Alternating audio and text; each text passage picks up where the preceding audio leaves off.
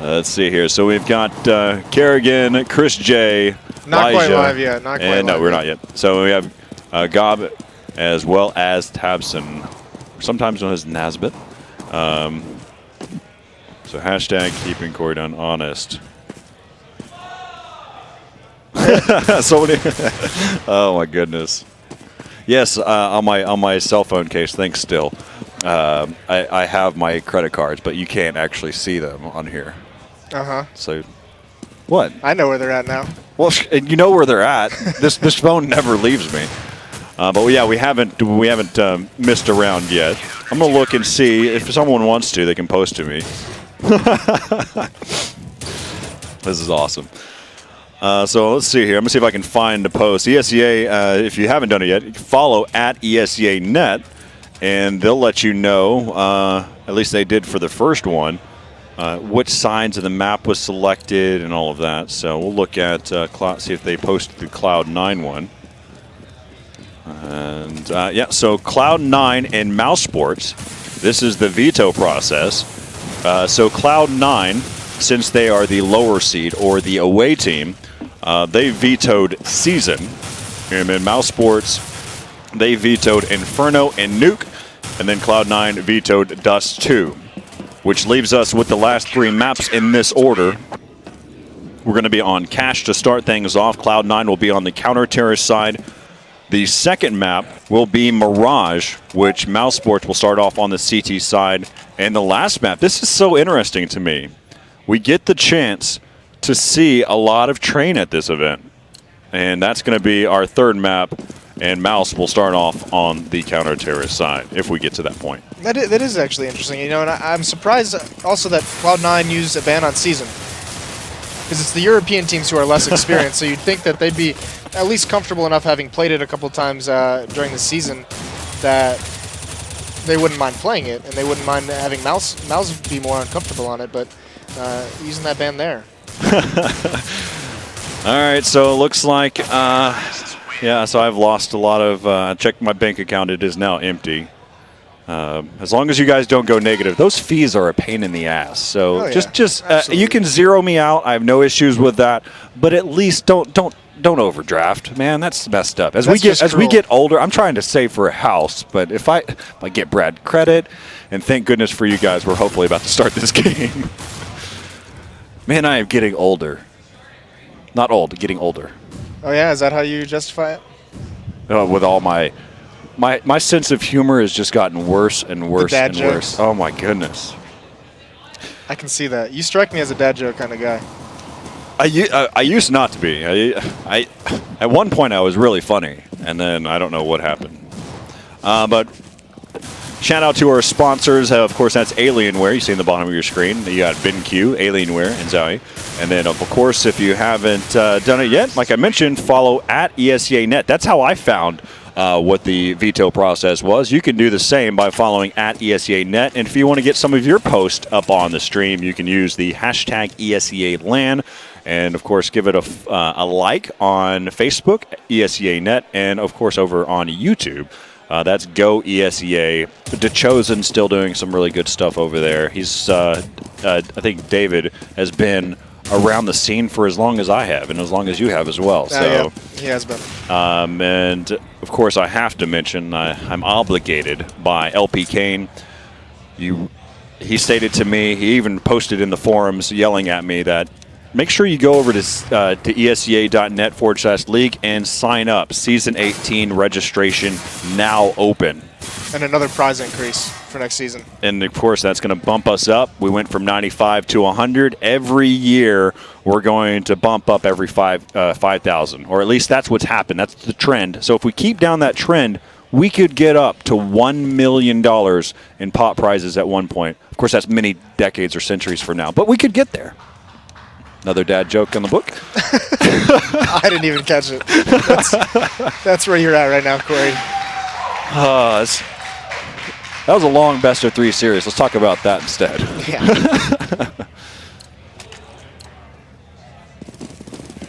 We're trying to determine whether or not we are live at this point. We are. All right, so quick little roster rundown for Cloud9. If you don't know these boys, it's Simphis, Sean, Shroud, Hiko, and Nothing. And over on the other side for Mousesports, we've got Nesbat as well as Gob. And we got Elijah as well as Chris J and Kerrigan. As we take a look here, got the boost up on top there for Shroud. He's going to hold down this area. And really the action is happening inside of mid. We talked about mid control there in the first map in those best of 3. And right now they're trying to hold that area down. They're going to be pushing there through the Z. So now Simphis has this back angle, trying to worry about this one with his P2K. Now we're going to switch back over. Interestingly enough, Hiko still has his back. He's pushed all the way up. So he's back over here in this area where he can kind of hold this down. He found the bomb carry at the start of the round. And now he's going to get chased down. But that's going to allow his teammates to rotate back around here.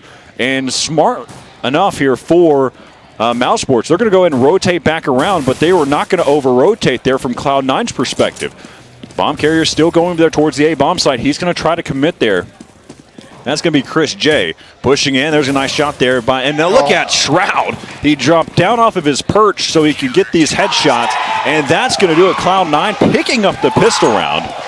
And you mentioned it in our previous game, our previous best of 3. The benefit of an ESEA LAN is it's more intimate and you can hear the other team. Well, there's a player named Simphis. Yes. You may have heard of him. He kind of reminds me of Hostile from way back in the day. He gets loud. He gets loud. He talks. And what a round from Shroud, by the way. Just those 2 shots. Just very amazing. There's really not much to say about it. They were just stunning shots from him. The pew is strong in that one. And so now you've got Simphis, who's watching over the top there. He's going to have to worry about the players. They're going to push out there. He's caused a lot of damage, though. And so now Shroud is watching there from the A bomb site. Bomb carrier has not decided to push up yet. Let's take a look here and see where the rotation's happening here. We got Nothing who's pushing here inside of mid. And he sprays away here. So he picks up one, picks up his second one. He actually taken down the player that had that FAMAS who could really challenge him there. And Nesbat has, he's got Tech 9 here. And that Tech 9 is still powerful now. And so he's tapping away, caused a lot of damage to Shroud. Yeah, actually dinked him there. And he tries to finish the job there. He will get dropped. But good job by Mousesports there. They didn't get the bomb planted, but they ended up taking out 3 players. And you see right there Nesbat going, headshot. And just a couple overextensions there in that mid. We talked about how important that mid control is for these teams on this map, and a little bit of overextension just by Simphis allowed them to get that pick and take control of that, and they're able to grab a couple more players because of it. I'll try to work some different phrases into it. Well, we can play a little game if you want to. You can send me some tweets at @considerit_done. Things that you want me to try to slip into the stream. I won't say anything that's vulgar or anything like that, but I'll try to work things. And I used to do that with some sports broadcasting I used to do. So now we've got a nice little pop flash over the top. There goes Chris J. Hiko picking up 2 right there. He had the assistance from Nothing. And so now we've got some action out there inside of the mid area. Sean Gears, he picked off Elijah. And so now we'll backpedal because he has his teammate there to help him out with the MP7. MP7 hadn't been brought out in a while, and he shows it is an effective weapon. Now we're getting to that first gun round, and it'd be interesting to see if Chris J actually forces an op right here and just kind of goes glass cannon if he's going to stick with that AK. Yeah, he actually did grab the op, no head armor, and he could be a force if his op can get going. There's no op currently with Cloud9, so this round could be really easy for him to grab a couple of picks here and there. Oh, that's funny. All right, so now we'll see here in our first real gun round here with Mousesports. Kerrigan's going to pick up 1 with the AK. That was Shroud. And they're waiting for the push-up, and I believe Simphis was spotted.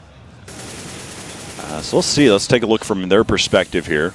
Maybe not, because he's not watching that corner per se. He's watching the entry, so he may not know that Simphis is really there.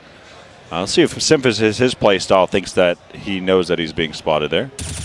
And so there you go. Elijah's going to get taken down there. But bomb is actually going to be heading over here towards the B bomb site. So Simphis is going to hold this area down. Hiko trying to determine what he wants to do here with that flashbang. He's joined with nothing right now. And Simphis is actually rotating as well. Yeah, really good read so far by Cloud9. Yeah, so they're going to go ahead and start to push here towards this bomb site. Nesbitt's going to be over there just on the push in. They haven't actually pushed into the site just yet. Great control by Hiko, and Simphis finishes off the drop. And look at that control of that Tim 4 yeah, by it's Hiko. great. Really nice by him. That's what Hiko's known for, though. Absolutely. And he does it with the highest sensitivity I've ever seen someone playing at this level with. He's playing with like a 3.7 sensitivity. It's so fast. And it's funny, you watch him play, he's got this giant mouse pad and uses maybe like a tenth of it. It's all wrist action. So 4-0 right now in favor of Cloud9 to start off this best-of-3 series.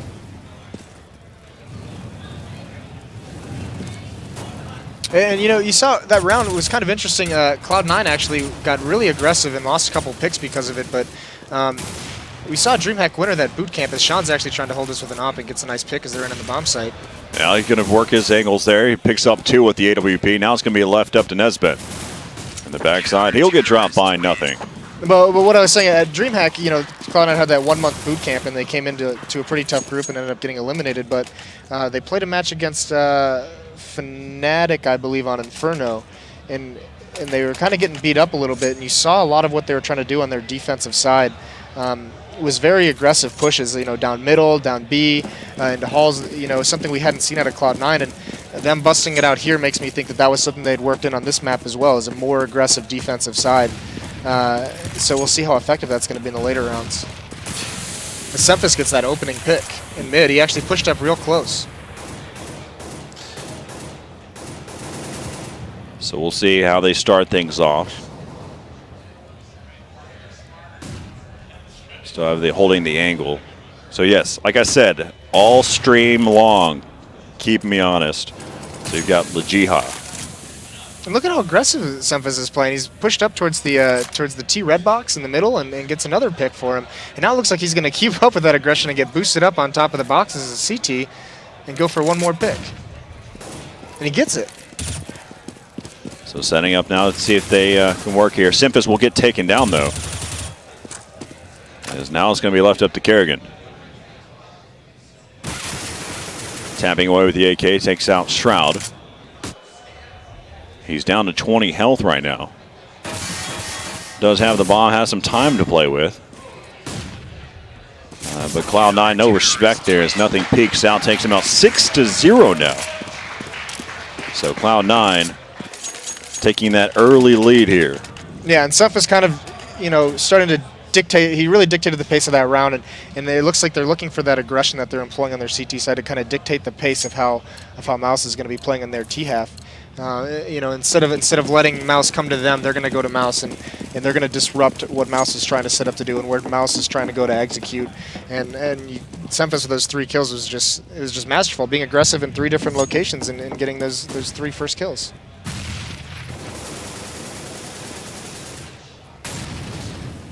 So what I'm asking from everyone is to give me a phonetic from Mousesports. Nice pick from Sean. Just continuing this aggression into the sunroom and pushing B all over the map. They're just picking a different place every round to like be aggressive and to push.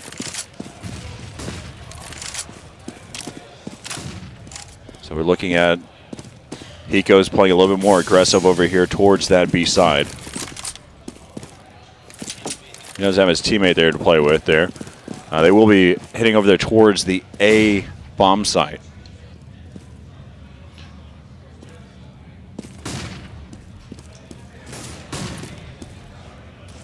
See what they can execute here towards this bomb site. Kara's going to fall to Simphis. Still pushing towards the site. Lejiha has picked up 2 so far. Still in a 1-on-3 though, so he's got a tall order here as he pushes off towards yellow. And this is what's happening is taking so much map control as CT is kind of funneling the terrorists towards where they want to go, and they're able to get so much information on who's where and who's not where in terms of where the Mousesports are, or Mousesports players are, and it allows them to do those quick rotates and kind of stack the other bomb site, and really just kind of doesn't let Mousesports even enter the bomb site because there's so many players just shooting at him from different angles, and And this is something Mousesports is going to have to get a hold on this half, or it's going to get really out of control, is find some way to deal with his early pushes. Sean gets 2 quick frags at B. All right, so now you've had the quick opening there. They're saving now.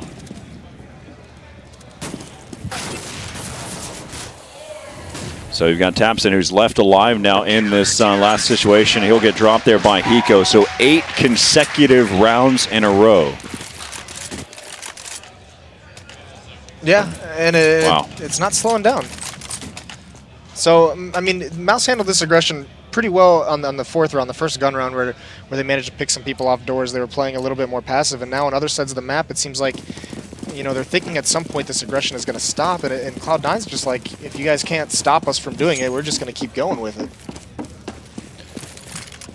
We'll see how they decide to set up here on this. So this is...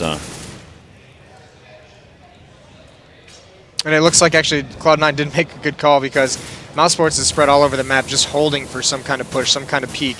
And Cloud9, you know, just says, all right, that's enough for now. We're going to step back. We're going to play more passive, and we're gonna make him spend 45 seconds looking for our aggression, and it's not going to be there.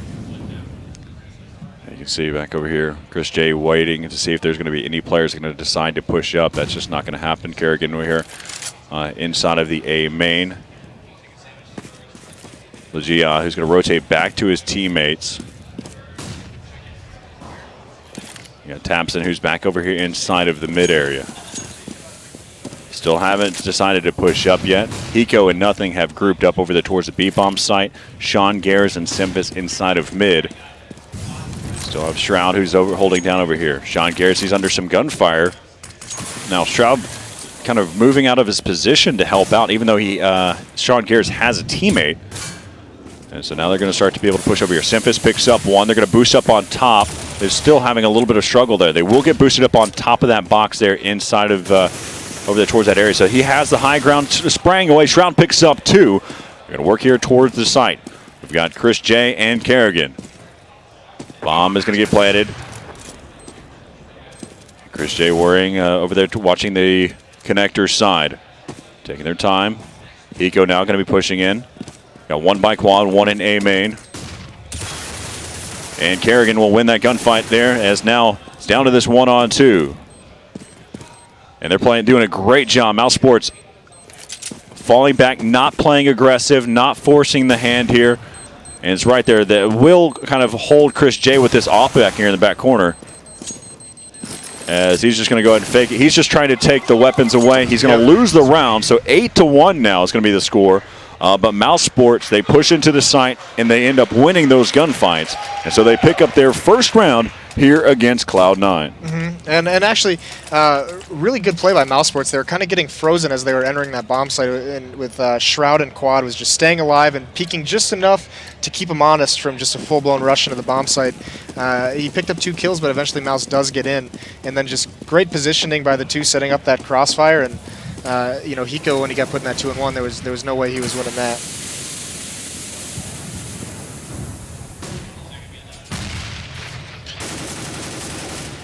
So now we're not seeing necessarily aggression, but we're seeing like a very aggressive posture from Semphis, pushed up close in the middle right now, and just kind of hanging out, waiting for any kind of execution out the mid. And Mouse is still waiting again this round for someone to peek, for some form of push from Cloud9, as they've been doing, and they're all spread out over the map again, just hanging back and being defensive. So we'll look here. As Nothing has found the very edge. You realize, hey, he's probably joking around there in chat with these guys too. He's like, man, I just barely stayed alive there. Right, that's just his type of personality. And so now you've got Chris J opening things up. That was actually through Juan. It may have been something probably just on the clipping off the edge. And now it's going to be left up to Gabi and Chris J. They're going to go ahead and push there towards the site, as Gabi picks up 1. And so now you've got Semphis and Hiko. 20 seconds left here in the round. Low health for Chris J, but he peeks out. Great op shot there. Firebomb going to go ahead and try to get this bomb planted as he thought the fire was going to be enough. He does hear the footsteps, but he can't get the angle there at the end. And that's kind of a fun little stat there. He killed 3 separate bomb carriers. It just shows how many times they kind of worked there. Simphis was holding down over there towards the A side. 9-1 now in favor of Cloud9. And, you know, that round actually got a little bit closer than I think Cloud9 would have liked. You know, they got 3 opening frags, and to go from a 2-on-5 into a 1-on-1 is... that's a little bit disappointing, I'm sure, for those guys wondering how that happened. But a really nice flick shot from Chris J with that op.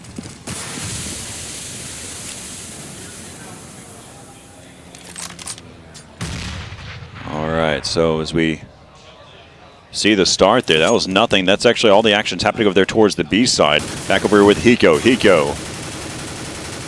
And right there you have nothing as well. Left up to Tabson, he's the LMS now.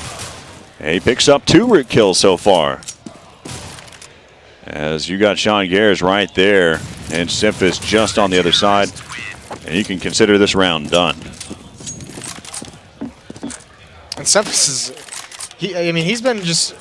he's been like their main aggressor and their point of attack on this defensive half, and he's sitting with a 16-4 score right now, 11 rounds in, and he's just really just a dominating presence all over this map right now.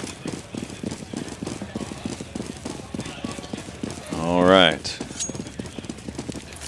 And they're going to try to go with the old-fashioned. Let's go ahead and try to work over there towards the A side.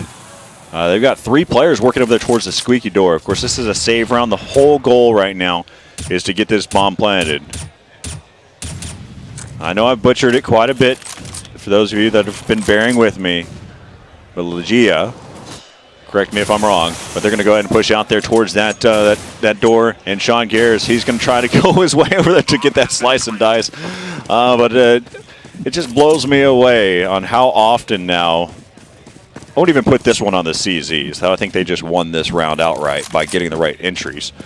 But how many pistol rounds or eco rounds have been won? Right, so far? Yeah. Yeah, a good amount. And I mean, part of it too is, you know, I don't know if Mouz has especially caught on to it yet. And obviously we have the benefit of seeing the entire map. But Cloud9's really letting Shroud play solo in that A bomb, so they're putting a lot of faith in him to hold that, and they're emphasizing a lot on mid. So kind of a coordinated attack on middle and sending a couple guys towards A. You can really find Shroud isolated before his teammates are able to rotate up that connector to that A bomb site. So one of the things that you may be questioning there, I've got a tweet here that's asking, you know, why does the Mouse team have a Dutch flag? I think it's probably because it's based off of one of the ESEA players, and sometimes it's usually the leader, I think it is, has a different type of flag. So that's why we're seeing a Dutch opposed to a German. I think that's what it's based off of. But now you've got Kerrigan, who started things off there, taking out Simphis. Yeah, and his aggression there kind of bit him a little bit. Yeah, so there you go. That answers that question. Chris J is Dutch, and so that's what it's based off of.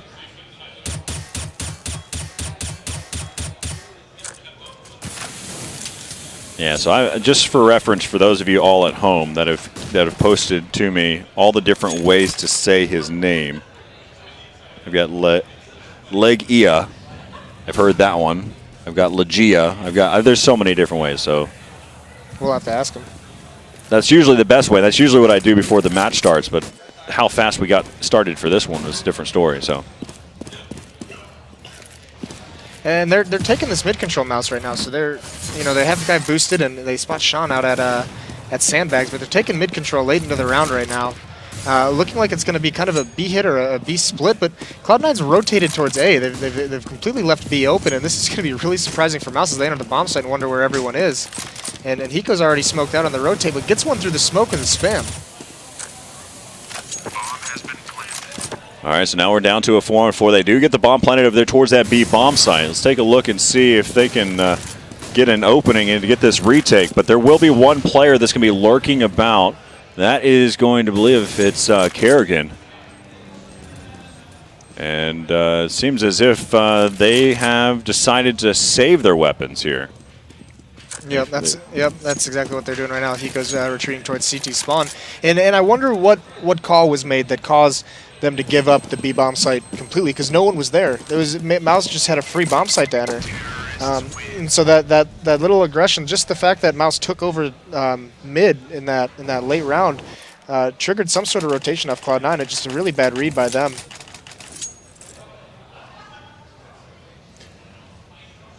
So now we have it 10-3 right now here on Cash. This is the first of the best of 3. We just came off of a pretty big high from the first best of 3 that we casted. So we'll take a look at getting boosted up over the top just for a quick peek there inside of mid. See if anybody decides to push up. Really kind of a passive play style here. Looking out throughout the map, you've got Sean Gares, who's watching that B push. Just holding that angle for the sunroom with that op, just trying to get that 1 kill and be able to fall back a little bit. Yeah, Hiko's still just right there. He's taking some quick little shoulder peeks, and that's why now you can see he's moving faster on these shoulder peeks with the that knife out. And you can see on the mini-map how honest all that aggression from the early rounds has made Mousesports play so honest and so far back, just knowing that at any point Cloud9's willing to be the aggressor on this defensive half, and it caught them off guard so much they've just got to be sick of it at this point. And just, they're willing to give up some, some early aggression of their own to just make sure it doesn't happen. So right now they've actually dropped the bomb. They haven't pushed up anywhere yet. They haven't decided where they want to go. There's not a lot of time to work with now. 25 seconds left here in the round. They will pick up the bomb, and we will see them head over here towards this bomb site. Take a look here on the entry, see all the different players. We'll hop back here with Shroud. Peeks out, able to take down 2. Now he's going to back up. He has some cover there, but still not enough. And there it is. Round's already over. There's no time for the bomb plant. And these other Mouz players are just a little bit uncoordinated. That attack just came from middle way too late for how fast they came out that A connector. Just doing the iBot power style, just letting that clock run down, and when you don't have a coordinated attack and you don't get into that bomb site, Shroud being boosted kind of just stomped everything when he got those first 2 opening kills.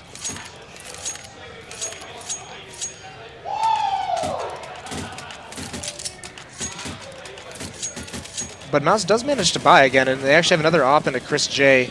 Let's see where he's going. He's heading over towards B, so it looks like we're going to get Sean actually rotated away from B with his op this round, so it's just Hiko and nothing there with their Colts. So we're not going to see a sniper battle. All right, back over here with Tamsin. Joined up with his teammate Chris J.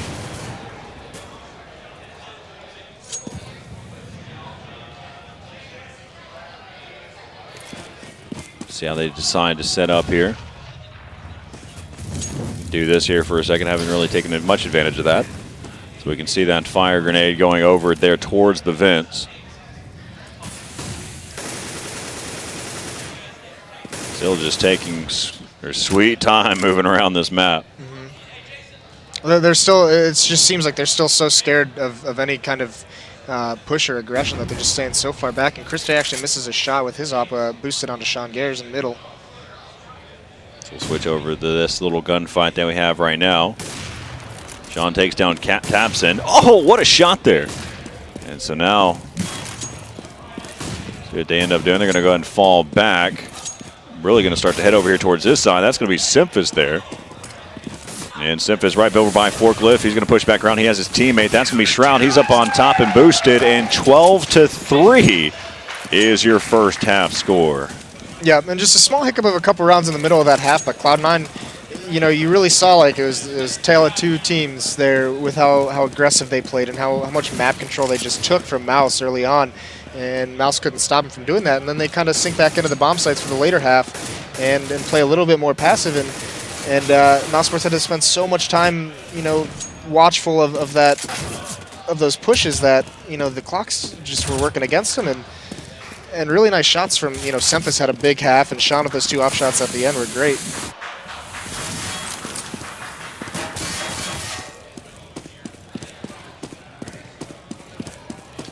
So we'll see what Mousesports can kind of put together here in this second half.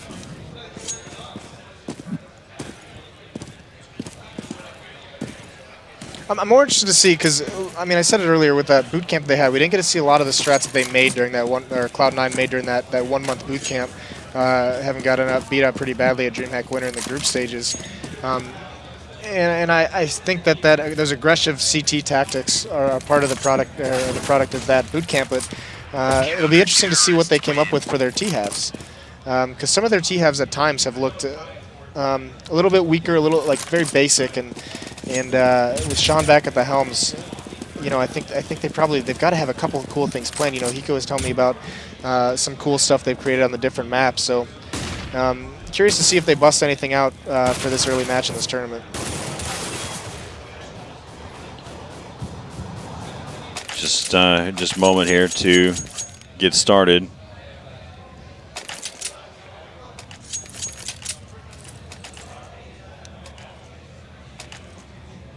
Looking through all the different posts here, a lot of questions that we have here.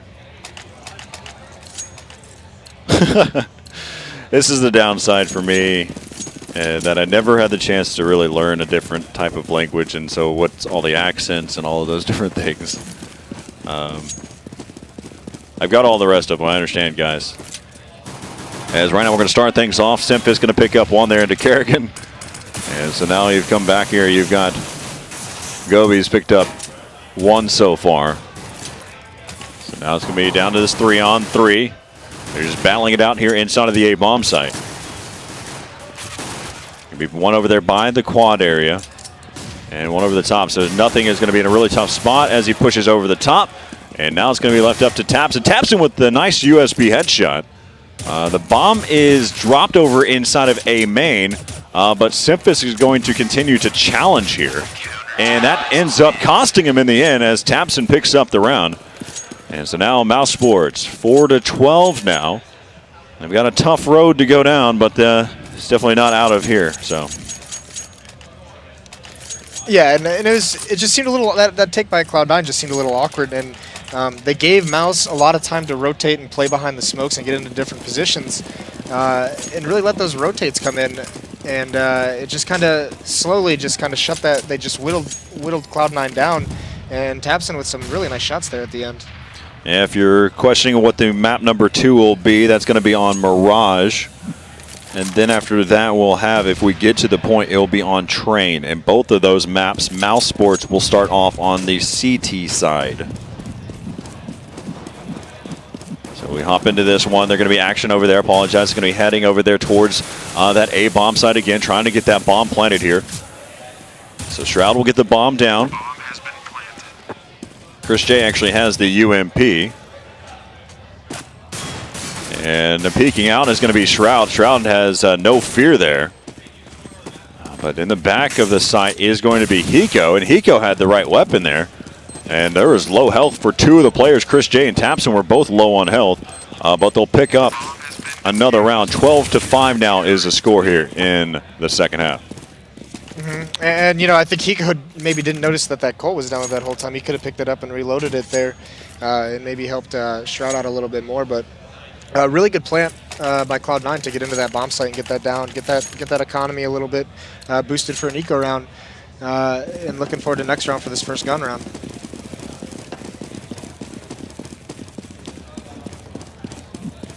All right. So we'll take a look and see where they're going to decide to get this bomb planted. So far, they've got a couple players over there towards the B-bomb site. Sean Garris has a smoke grenade. So we'll see if he can find a position for it. They're all just tapping away now. So right now he's working his way up. That nade caused quite a bit of damage over there through to the sunroom. He's still just kind of taking his time before he pushes up. Smoke grenade off the wall. Take a look where it's going to land there. And push in there inside the site. Now you've got still just trying to work their way in there just to get the bomb planted. But they have already quickly rotated over there towards the site. Bomb has been dropped. Now it's going to be left up to Hiko. Hiko pushing through. He's also going to get taken down by Gobi. And so now it's 12-6 in favor of Cloud9. And I actually think this is a very crucial round in this match, because that first round was so in favor of Cloud9, and they probably felt very, very confident. But they've got to be worried about, because this 6-round lead can evaporate pretty quickly, especially now Kerrigan picks up an auto sniper, Chris J has an op. They're going to be facing some powerful guns here in this round, and it'd be a huge punish if they were able to get those guns out of their hands, as both those snipers, Kerrigan and Chris J, are low on money. But Chris J actually picks up that first frag on a Hiko over at B. And they're trying to get that opening, and they did. And now Kerrigan right here with the auto sniper. Now he heard the door open, so he has his teammate to give his cover there. Now they're going to kind of exchange positions there, wrapping out, and Simphis wins that battle. Yeah, but the problem is he's going to be the LMS now. Close that door, and he's going to be forced to work his way back. And so now 1-on-4. You know, they started off this half 12-3. And that's all you need as Mousesports. You need to work your way all the way back. But, you know, if Cloud9's going to keep up their early round the way they did it, it just seemed very as Simphis gets another pick, and he's kind of going to try and work his way into this bomb site, waiting for someone to come truck. Not able to get Chris J with that op, though, but that early round by Cloud9 just looked very disorganized, and Mouz was able to pick them apart across the map, you know, with Chris J's pick on Hiko, and Simphis, or I mean, Sean Gare's getting picked in that A main, and Shroud getting picked in mid, and it just seemed very much like Cloud9 was so spread out and just took those one-on-one fights instead of, you know, kind of trying to execute something, trying to, you know, we talk about how important map control and mid control, especially on this map. These are all tactics that they can do, but they're going to need, they can't let them get this momentum and build up these banks to keep financing these expensive sniper rifles. Going to quickly move over there towards that bomb site. We'll hop on board with Kerrigan with the auto sniper. This is, of course, a save round. A couple CZs and a few P250s. Oh, here comes the smokes, all different angles. But hey, I've got an auto snipe. I'll tap away for days as he's picked up 2. But that's it. And there you go, Legia has been taken out, and now Nothing has an auto sniper. Gobi working with his teammate, Tapson right there with him. Make that Chris J.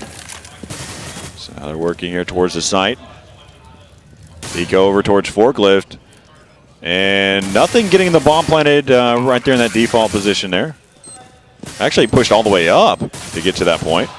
And they both will fall as Chris J picks up that one. So now we've got an 8-12 score. So they're working their way all the way back. Right, and they picked up the auto sniper, so no need to rebuy that weapon. But another plan for Cloud9, giving them the option of countering with another op. Let me ask you, this is kind of, I know that it may be going way too far down the road, but you know that you had that auto sniper. If you have any inkling that you could lose that round, would you not try to toss it over the fence? Again, this is overthinking things. Yeah, you could win the round with it, but I'll ask you. In a certain situation, probably that'd be a smart thing to do. But when you have the bomb site, you have 2 guns. You know, right? No, very good point. It's easy to turn that 2-on-3 into a 2-on-2 or a 2-on-1. Yeah, right. So I mean, it wasn't a bad decision at all. No. I was just trying to think if there's something, because what you mentioned immediately, I was like, you just gave them back. I mean, not gave. You allowed them to pick back up that auto sniper, which is very expensive in terms. So it's just a thought process. Just curious what your approach would be to that. And Sean Gare's missing that off shot. Now they know where the op is, and I believe, yep, that's Kerrigan right there. He's got his own auto snipe. He says, you know, I can tap away with you. I'll treat this one like a scout.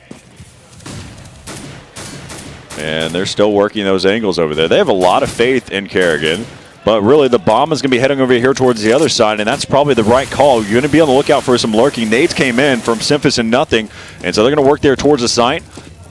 Bomb is still working around to get in there. That's Simphis. And he's going to get planted in a safe position now. And they're going to kind of hold down this area. Kerrigan and Gobi. Gobi right there over there towards the main entrance for the B-bomb site. Kerrigan watching the flank. Now they're going to be able to pick up the round 13-8. So the first round that they pick up here on the terrorist side.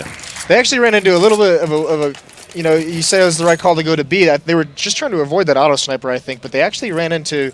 I would call it a stack. You know, they had 2 players in B, 1 player upper, and 1 player in vents for a quick rotate, and they were all on that side of the map. There's a great nade from both Simphis and Nothing. They tried something. They tried to clear out a position, a default position. A lot of players play over there towards that headshot over by the generator. And so they threw that nade, they got the kill, and then from there they just pushed through. And like you said, I would agree that they were stacked over there towards that position in terms of quick rotates. So now we'll see what happens here. Shroud, he's been spotted, but there is a player that has pushed all the way up. But that's really not going to make a difference here, as Tapson and Legia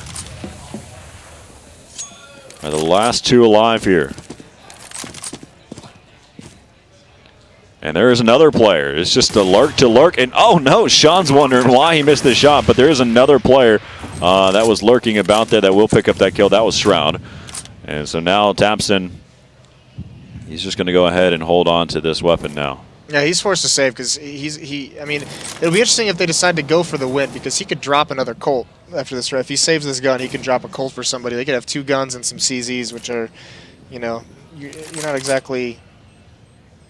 It's not exactly Nico when you get CZ in full armor, but if he's able to manage to do this, they could have an interesting choice in their hands. There's only one downside to this round. Great, good entry there by Sean Garris, tossing the flash and pushing through the flash. But one of the things to talk about is the round that they lost. They won 5 consecutive rounds in a row, and then they lost 1, which reset their money to get them into that situation. So their bank is broke. Yes, and that's just a product of, you know, they had that round where it came down to that 2-on-3. It's, you know, losing 2 guns here, losing 3 guns here on these ecos, and just good pressure by Cloud9. Weapons. Right, yep, and that'll deplete you real quick.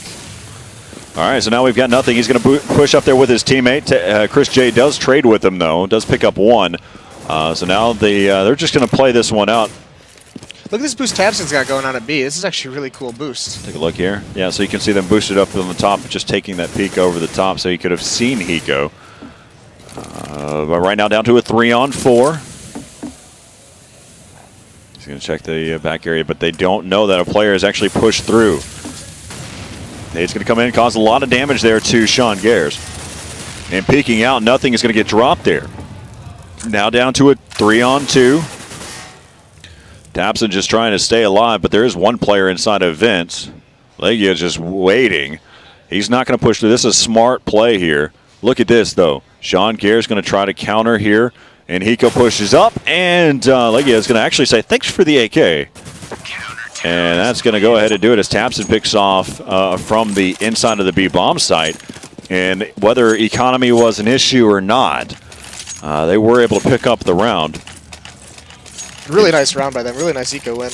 Yes, they dropped the op there for Chris J. We'll hop on board with him and see how effective he can be here. Remember, we started off this first half 12-3, and they're really bringing it back into contention here.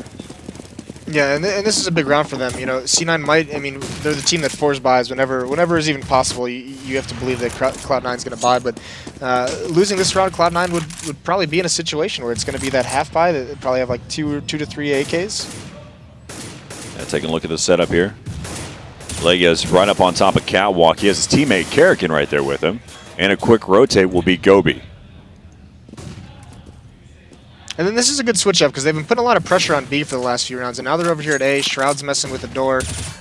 You know, causing distraction, trying to get a nice headshot and doing some spamming. But this is actually causing Mouz to, as Karrakin takes down nothing. Back over here with Karrakin. Karrakin picks up his 2nd kill so far. He's staying alive, and finally Sean Garris finishes the job. But a lot of damage has been done as now they're trying to push in there. Legia is going to be right there inside of the site, picking up 1. And they're rotating back over here towards the B-bomb site. Tapson, he was about to rotate and then decided right there in that instant, maybe not just yet. He has 4 players left alive on his team, including him. So he's not going to rotate just yet. So now you've got the fire over there. He's holding down that area as well. He has his teammate that's right there to help him out as well. That's watching Z, knowing that it's open. And now it's going to be left up to Sean Garris. He has an op, so he's probably going to try to save this op. And so he's just going to creep his way back there. And he has so many angles to worry about now. Next, you got Legia pushing from CT spawn now, wrapping around to try and find him. But there's only 2 seconds left, so I think he's actually going to get away with this arm. Yeah, Legia is right there. Oh, my goodness. Oh, boy. That's one of those moments you're just like, oh. Hope nobody saw that. Just the viewers. And everyone here. So Cloud9, well, the way Mouz is playing, they're not letting Cloud9 get any trades. So when they're trying to take this A bomb site and they're trying to get a pick on someone who's kind of swinging out to take a peek, they're surviving these battles and since they're not getting traded back, Cloud9's just kind of getting stopped before, because they're not executing, you know, they're just kind of working locations, and without trades, it's really tough for them to take these bomb sites. Looks like they're going to start to head over here towards the B bomb site. Smokes and flashes coming around here. You've got Sean Garris who's trying to look for that pick on the cross there. Picks off one. There is going to be Chris J. One will make it through the checkers there by Vince. Op shots being brought out there. Sean Garris, look out as that nade rolls through and just past him. But here comes the CZ. Sean Garris down to 1 HP. No scope from Chris J. And inside the site goes Shroud and make that nothing, and he'll get taken down. 14-11. We have a game on our hands here as they fought their way all the way back. As we look at it, Cloud9 has only picked up 2 rounds here in this second half. Yeah, and I really think they need to just follow an execution, because you even see there against that Opera Chris J in the bomb site, Semphis swings out with a CZ, and no one with an AK or even another CZ followed him out to trade that op kill. They gave Chris J the time to find cover. You know, that long like rate of fire refresh with the op was just allowed to reset, and they need to get these trades, especially on an Opera. I have a quick teammate to be able to help him out. Now we're back over here with Kerrigan. Kerrigan spraying, able to take down one. He has Gobi that was there with him. Gobi right there inside of the site. There is another player there. That's Lagia there. And he's going to swing in. Slice once, looking, and he's missing. And there's so much money there involved as he pulled out the katana and sliced him from afar. 14-12 now. We've seen a lot of knife kills today. We've seen a lot. This is 6. We have seen 6 knife kills today. Of course, 5 of which came from the All-Star game, which makes sense. Lots of Counter-Strike we've seen today, and this is only our collectively, us two, as our second best of 3. We've seen 4 best of 3s today. Fnatic actually won theirs 2-0 pretty quickly against Elevate, so we'll see them tomorrow. You got Kerrigan right here watching close angle and tapping away with the auto sniper. But really need to look out. If they execute now, Shroud going to be right there getting the angle. Going to be pushing in towards the site. There's going to be one player just right there. That's going to be Gobi. Gobi just spraying away. He's picked up 2 kills here in the round and a nice job on his movement, controlling it, going up the ladder and over towards on top of the box. Or up on top of that closet there. He's going to go and fall back and rely on his teammate to make things happen. Bomb will get blended here by Hiko inside of the A bomb site, and now Hiko is going to try to figure out how to hold this area down. Remember that question I asked you about the auto sniper? I think he probably doesn't know about it now. I think it's just in a bad location. You have to walk out in the open. Yep. And so there goes Tapson. We'll pick up that one, and you can hear, we'll figure out which player is going to find the auto sniper. Chris J is looking, and he's going to say, here's the op. Oh, there it is. Okay, of course. So here's what's crazy to me is they know they have this auto sniper, and he's played that aggressive angle in A main multiple times now.